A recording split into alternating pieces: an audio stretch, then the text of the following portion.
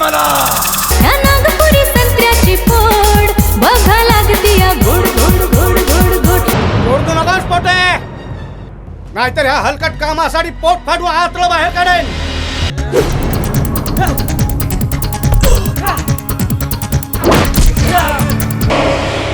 हे विमला, जास्त बोलू नकोस, नाहीतर भर रस्त्यावर बँड वाजवून खांद्यावर घेऊन जाईन तुला. चला खेळू उधळूया गुलाल रंग. इथे गुप्त तर नाही वाटत.